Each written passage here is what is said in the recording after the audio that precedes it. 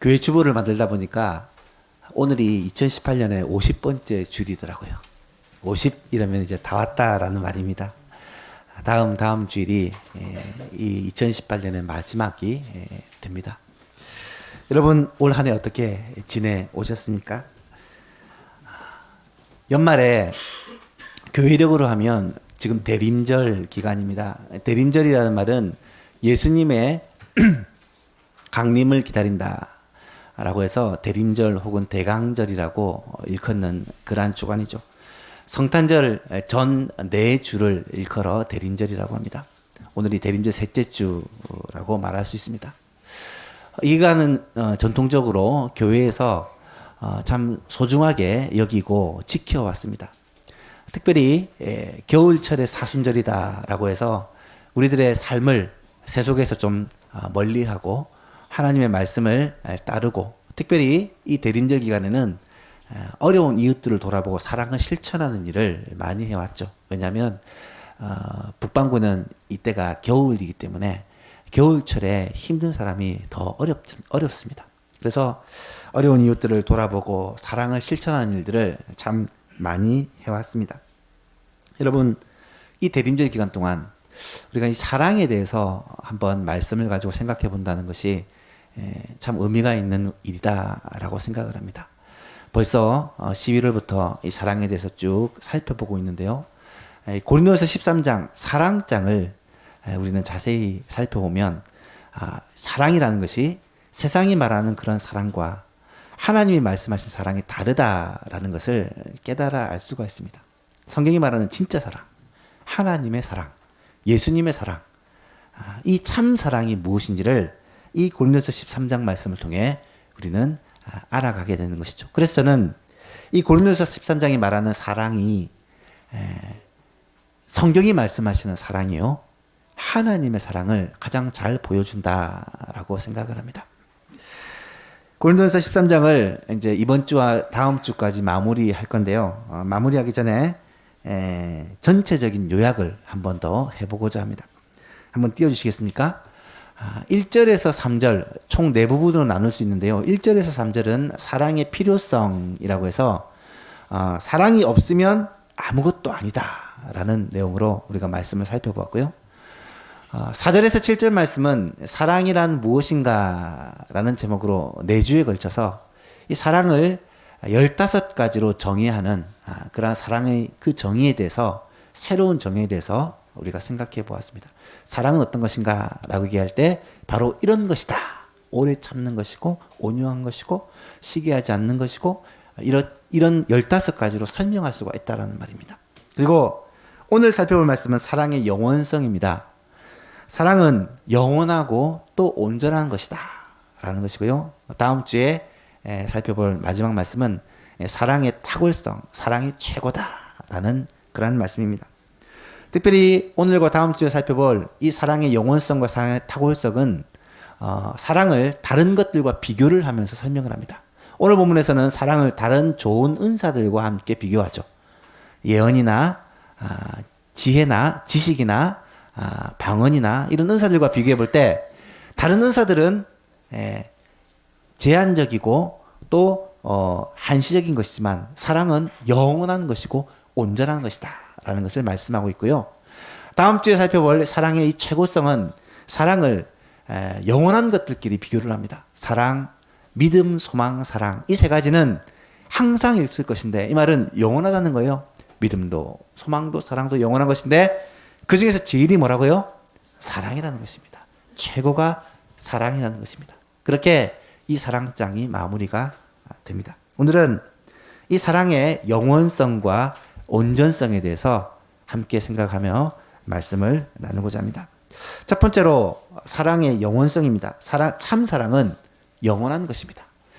우리가 고린도서 13장에서 살펴본 이 사랑, 아가페 사랑, 참 사랑, 하나님의 사랑은 영원하다는 거예요.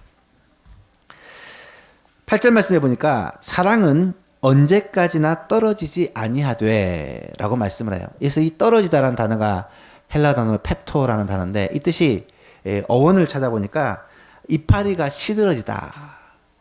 지난주에 이 앞에 예쁜 꽃들이 장식이 되어 있었어요. 근데 사라졌습니다. 왜 사라졌을까요? 시들었기 때문에 사라졌습니다. 아무리 아름다운 꽃도 시간이 지나면 시들어 버리고 맙니다. 또 한 가지 어원은 무대에서 배우들이 연기를 하다가 퇴장을 하고 사라질 때 이 펩토라는 단어를 사용한다고 합니다. 무슨 말입니까? 사랑은 언제까지나 시들지 않는 것이고 또 사랑은 언제까지나 사라지지 않는 것이다 라는 그러한 의미입니다. 여러분, 이 세상에 영원토록 변하지 않는 것이 있을까요? 영원토록 변하지 않는 것. 과연 이 세상에 존재할까? 이 성경이 기록될 당시에 헬라의 소피스트들은 이 철학이나 어떤 지식을 가르치는 사람들인데요. 그들은 말하기를 사랑이 아니고 영원토록 변하지 않는 것은 없다라고 그렇게 가르쳤습니다. 어떤 것도 변하고 바뀐다라는 것이죠. 그런데 성경을 봐도 영원토록 변하지 않는 것은 없다라는 말에 지지하는 표현들이 자주 나타납니다. 예를 들면 히브리서 1장을 보니까 하늘도 없어지고 땅도 없어질 것이다. 그렇게 말씀을 해요. 아모스 선지자는 구약에 산도 녹아서 없어질 것이다. 마지막 날이 되면 그렇게 말씀을 합니다. 고린도후서에서 바울은 보이는 것은 잠깐이다. 눈으로 볼 수 있는 것들은 잠시 후면 사라질 것이다. 그렇게 말씀을 합니다. 사도 베드로도 모든 육체와 그 땅에서의 영광들은 사실은 풀과 같고 풀에 핀 꽃과 같다. 이 말은 금방 사라진다라는 말입니다. 베드로전서 1장 24절 25절을 읽어보니까 그러므로 모든 육체는 풀과 같고 그 모든 영광은 들의 꽃과 풀의 꽃과 같으니 풀은 마르고 꽃은 떨어지되 오직 주의 말씀은 세세토록 있도다 하였으니 너희에게 전한 복음이 곧 이 말씀이라. 여러분, 모든 육체와 그 육체의 영광들은 다 사라지지만 영원한 것이 있다는 거예요. 그것이 무엇이라고요? 오직 주의 말씀은 세세토록 있도다. 이 말씀은 곧 복음이다. 복음이 이 말씀이다 라고 설명을 합니다. 여러분, 영원한 것은요, 주의 말씀이고 또 복음입니다. 주의 말씀은 성경 말씀을 말하는데요, 이 당시는 구약 성경을 말합니다. 예수님이 구약 성경을 한마디로 요약해주는 내용이 나타납니다.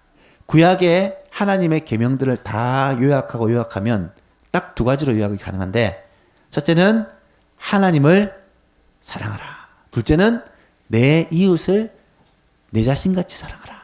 이 두 문장 안에 이 구약 성경이 요약되어 있다는 거예요. 하나님을 사랑하고 내 이웃을 사랑하라 라는 것이 하나님의 계명의 요약이라는 것입니다. 결국은 사랑이죠. 복음도 무엇입니까?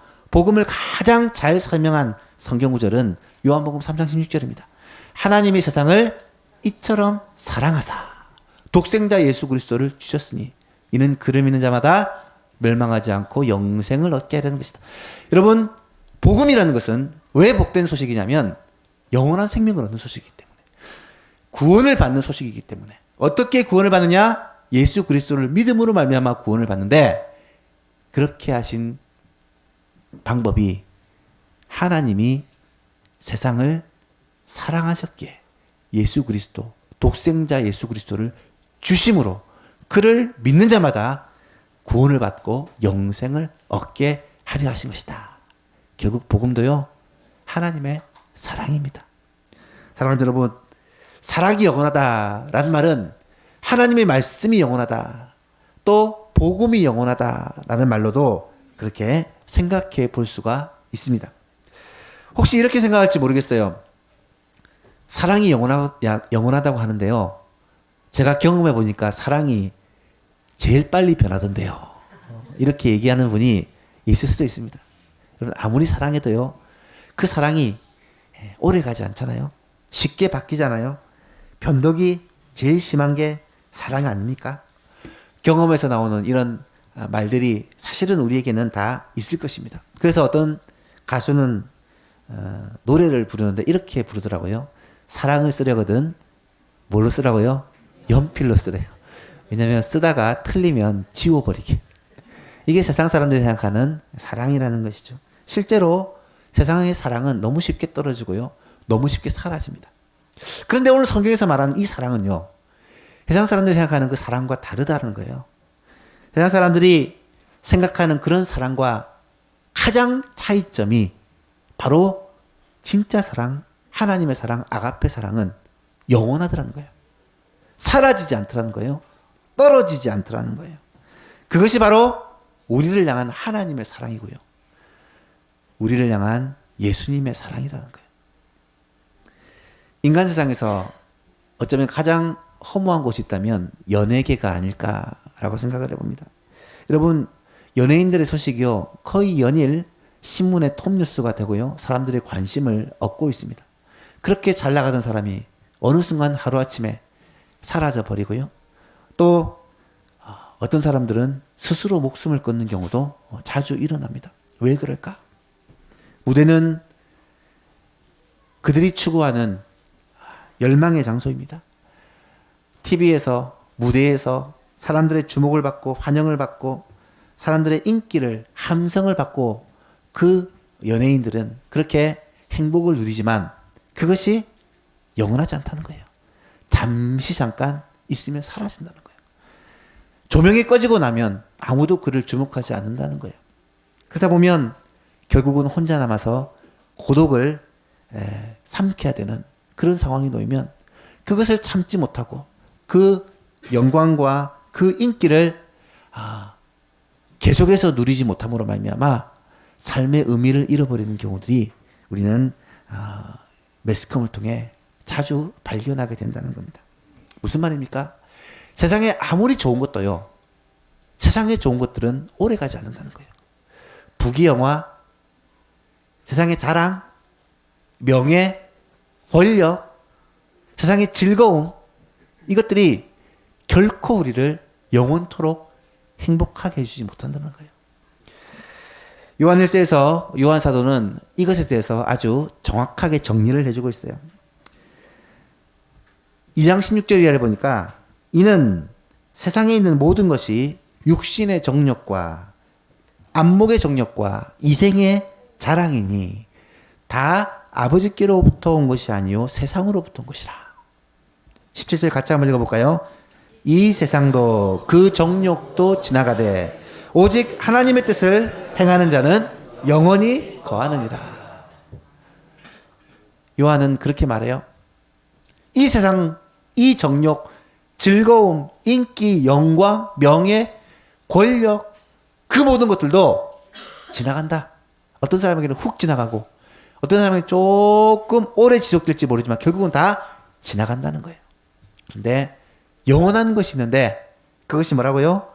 하나님의 뜻을 행하는 자는 영원히 거한다. 이 말씀은 물론 하나님의 뜻대로, 하나님의 말씀대로 주를 위해 살아가는 사람은 영원한 생명과 하늘의 상급을 받는다라는 표현입니다. 하지만 하나님의 뜻이라는 표현은요, 성경에서 볼 때마다 우리가 꼭 기억해야 되는 것이 하나님의 뜻, 이것을 단수로 한 가지로 얘기한다면 예수 그리스도를 믿음으로 말미암아 구원을 받는 이것이 하나님의 뜻이라는 거예요. 그래서 예수님을 믿음으로 영생을 얻는 것, 나의 보내신 자 예수 그리스도를 믿음으로 말미암아 하나님의 이 구원을 선물로 받는 것이 하나님의 뜻인데, 그렇게 한 사람은 영원히 거한다, 영생을 얻는다 라는 말씀입니다. 그래서 오늘 본문에서는 말씀합니다. 사랑은 언제까지나 떨어지지 아니하되, 사랑은 언제까지나 떨어지지 아니한다라는 말 안에는 바로 이 사랑이 하나님의 사랑, 예수님의 사랑, 우리를 향한 하나님의 그 은혜의 선물인 구원을 말씀하는 것이고요. 그 사랑은 영원히 떨어지지 아니하지만 예언도 패하고 방언도 그치고 지식도 패한다라고 영적 은사들과 비교를 해서 설명을 합니다. 앞에서도 말씀을 드렸지만 예언이나 방언이나 지식이 필요가 없는 것입니까? 아니요. 매우 필요하고 중요한 것입니다. 개인적으로도 중요하고요. 교회를 위해서 꼭 필요한 것입니다. 여러분, 지식이 얼마나 중요한지 모릅니다. 모르면은 아무것도 할 수 없어요. 아는 것이 힘이고, 오늘날에는 아는 것이 돈입니다. 돈. 알면 이렇게 돈이 되더라고요. 지식은요, 참 소중한 것입니다. 방언이 필요합니까? 불필요합니까? 방언이 참 좋은 것이에요. 방언은 하나님의, 성령님의 은사입니다. 언제 방언을 받습니까?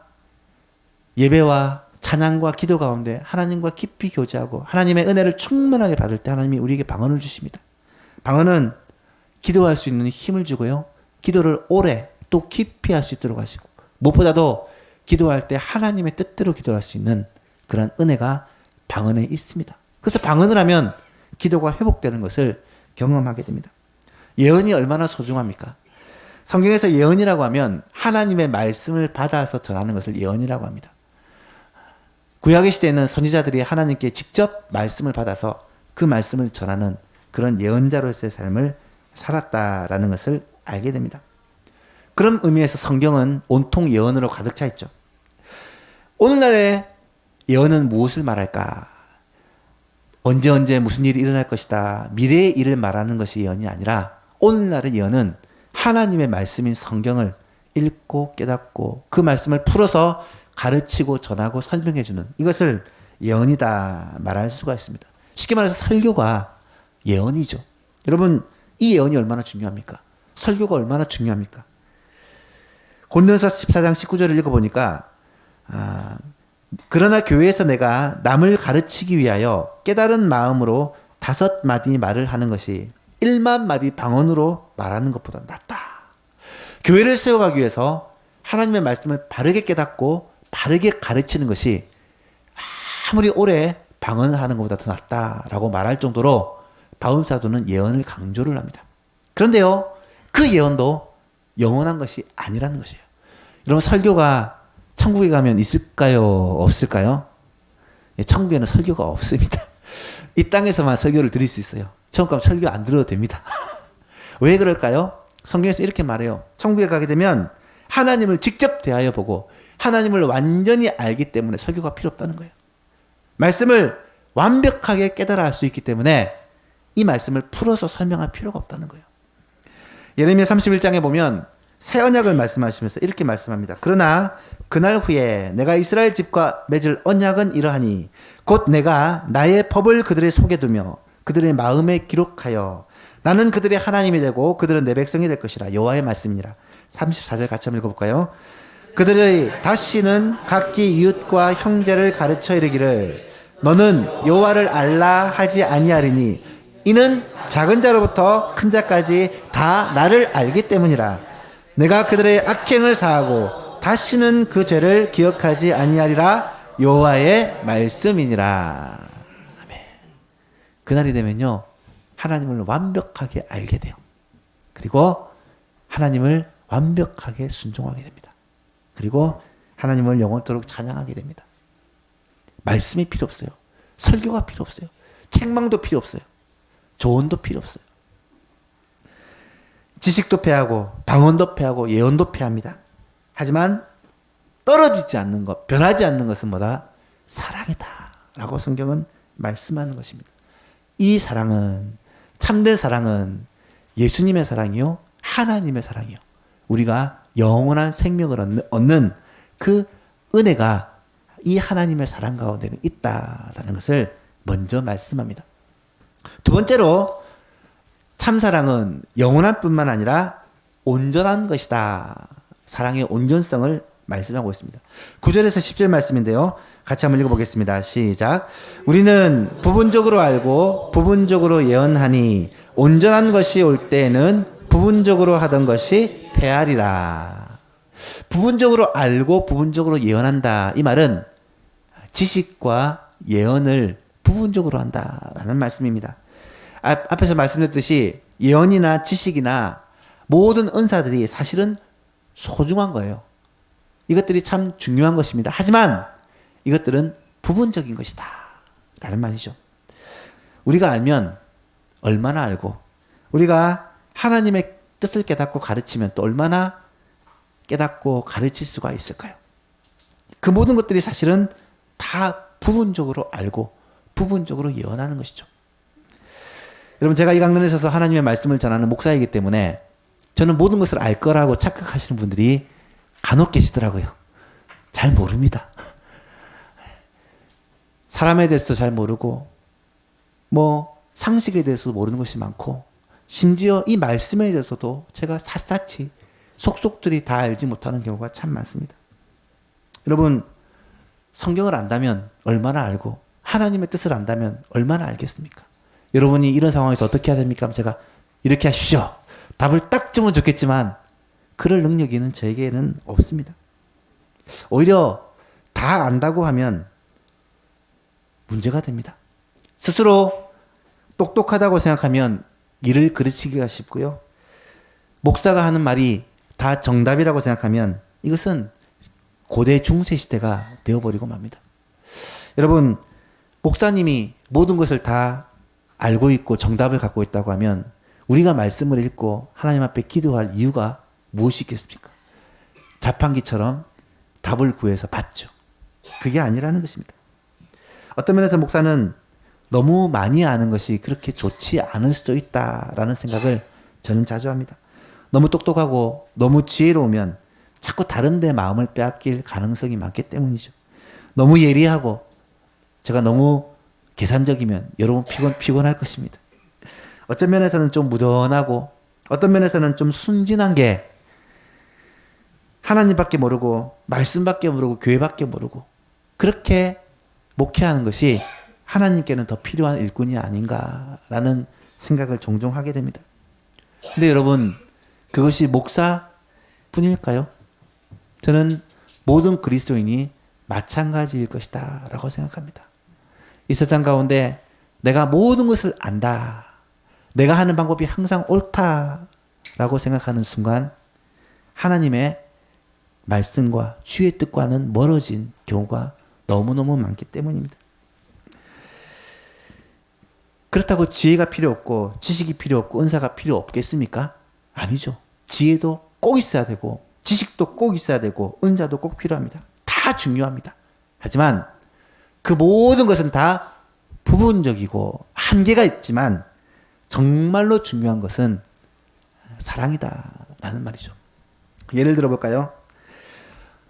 부산에 있는 수영구에 있는 한 교회에서 실제로 일어난 일입니다.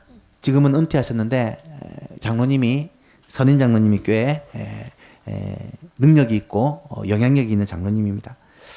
이 장로님이 찬양을 통해 은혜를 받은 거예요.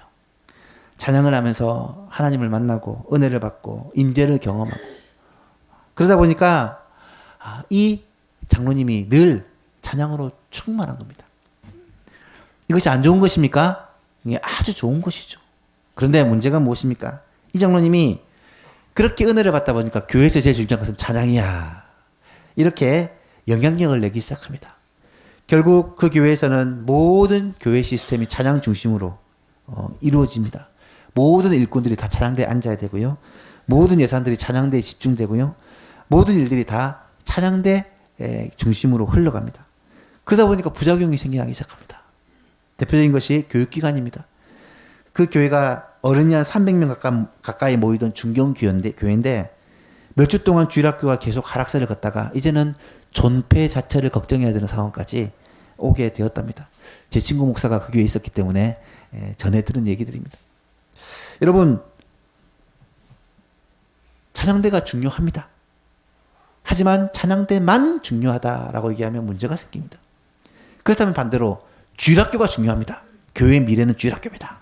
주일학교만 중요하다고 생각하면 이것도 부작용이 생깁니다. 기도가 중요합니다. 교회에서는 기도가 아주 필요합니다. 그런데 기도만 중요하다고 하면 문제가 생깁니다. 전도는요, 교회의 존재 목적이고 교회에서 매우 중요합니다. 하지만 전도만 중요하다라고 외치면 그때부터 교회에 문제가 생깁니다. 그렇다면 모든 사역들이 골고루 균형을 맞추는 것이 중요하다. 그것도 답은 아닙니다. 무슨 말입니까? 여러분,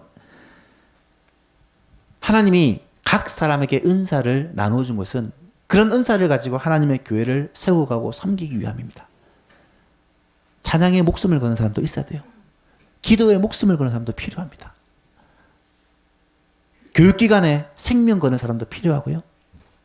전도에 목숨 거는 사람도 있어야 돼요. 자기가 소중하게 여기는 것과 자기가 받은 은사를 가지고 교회를 함께 섬겨가는 것이 하나님의 방법인데, 내만 옳다라고 생각하면 항상 문제가 있다는 거예요. 고린도 교회가 그랬어요. 고린도 교회는 자기가 옳다, 자기가 받은 은사가 최고다, 내가 하는 방법이 맞다라고 주장하는 목소리들이 커지면서 교회가 네 개로 찢어집니다. 의견이 갈라지게 돼요. 여러분, 내가 아는 것이, 내가 가진 것이, 내가 하는 방식이 최고다라고 목소리를 내기 시작하면요, 교회는 반드시 문제가 생깁니다. 심지어 목사도, 심지어 장로님도, 교회 지도자도 내가 정답이다, 나만 따르라 라고 얘기하는 순간 문제가 생깁니다. 모든 이단들이, 모든 타락한 리더십들이 이것 때문에 타락하지 않았습니까? 성경은 뭐라고 말씀하십니까? 고린도전서 12장에서는 이 바울이 이런 고린도 교회 상황 속에 이렇게 말씀을 주십니다. 이제 지체는 많으나 몸은 하나라. 눈이 손들어 내가 너를 쓸데없다 하거나, 또한 머리가 발더러 내가 너를 쓸데없다 하지 못하리라. 그뿐 아니라 더 약하게 보이는 몸의 지체가 도리어 요긴하고 우리의 몸에 덜 귀히 여기는 그것들을 더욱 귀한 것들을 입혀주며, 우리의 아름답지 못한 지체는 더욱 아름다운 것을 얻느니라. 그런즉 우리의 아름다운 지체는 그럴 필요가 없느니라. 오직 하나님이 몸을 고르게 하여 부족한 지체에게 귀중함을 더하사 몸 가운데 분쟁이 없고 오직 여러 지체가 서로 같이 돌보게 하셨느니라. 여러분, 이것이 사랑입니다. 26절 27절 같이 한번 읽어볼까요? 시작. 만일 한 지체가 고통을 받으면 모든 지체가 함께 고통을 받고, 한 지체가 영광을 얻으면 모든 지체가 함께 즐거워하느니라. 너희는 그리스도의 몸이요 지체의 각 부분이라. 아멘. 내가 예수 그리스도의 몸된 교회요, 이 교회에 내가 각 부분을 맡고 있는 자다라는 것을 깨닫는 것이 중요하다는 것입니다. 내가 모든 것이다, 내가 최고다라고 할 때 이 교회 그리스도의 몸을 흔드는, 찢는 그런 아픔이 있다라는 것입니다. 여러분, 바울은 모든 지체와 모든 은사와 모든 직분이 다 부분적이라는 것을 강조합니다. 다 눈이면, 다 손이면, 다 머리면 어떻게 되겠습니까? 괴물이죠. 머리도 있어야 되고, 눈도 있어야 되고, 손도 있어야 되고, 발도 있어야 되고. 교회는 모든 사람들이 자신의 맡은 직분과 자신의 맡은 은사를 따라 함께 섬겨갈 때 아름다운 것입니다. 그것을 위해서는 교회 안에 반드시 사랑이 풍성해야 된다라는 것을 지금 바울 사도는 강조하고 있습니다. 사실 고린도서 13장 말씀이 그런 배경에서 주어진 말씀입니다. 사랑하는 성도 여러분, 오늘 본문에서 바울이 이렇게 말합니다. 우리는 부분적으로 알고 부분적으로 예언하니. 우리가 가진 은사와 우리가 가진 능력은 부분적인 것이다. 하지만 온전한 것이 올 때에는 부분적으로 하던 것이 다 없어질 것이다. 이 온전한 것은 주님이 다시 오시는 날, 주님의 재림을 말씀하시는 것이기도 하고요, 이 온전한 것은 사랑을 말씀하는 것이기도 합니다. 사랑이 없는 지식과 사랑이 없는 예언은, 사랑이 없는 그 어떠한 은사와 헌신과 봉사와 노력은 사실은 몸에 아무런 유익이 되지 못한다라는 것이죠. 온 지체들이, 은사들이, 성품들이 사랑으로 말미암아 하나가 되어지고 사랑으로 말미암아 묶여질 때 비로소 그리스도의 몸을 세우는 온전한 교회가 되어진다라는 말씀입니다. 그래서 바울은 골로새 3장에 이렇게 말씀을 합니다. 그러므로 너희는 하나님이 택하사 거룩하고 사랑받는 자처럼 긍휼과 자비와 겸손과 온유와 오래 참음을 옷 입고, 누가 누구에게 불만이 있거든 서로 용납하여 피차 용서하되 주께서 너희를 용서하신 것 같이 너희도 그리하고. 마지막 14절 같이 읽어보겠습니다. 이 모든 것 위에 사랑을 더하라. 이는 온전하게 매는 띠니라. 아멘. 말씀을 맺고자 합니다. 사랑은 영원합니다. 세상의 그 어떤 부귀영화, 세상의 그 어떤 명예, 세상의 어떤 권력도 얼마 가지 않아요. 뿐만 아니라 지식도 방언도 예언도 귀한 은사도 영원한 것은 아닙니다. 하지만 사랑은 영원하다라고 분명히 말씀합니다. 뿐만 아니라 사랑은 온전한 것입니다. 세상의 모든 것들이 다 부분적인 것이지만 사랑은 그 부분적인 것들을 다 온전하게 매는 띠가 된다라고 성경은 말씀합니다.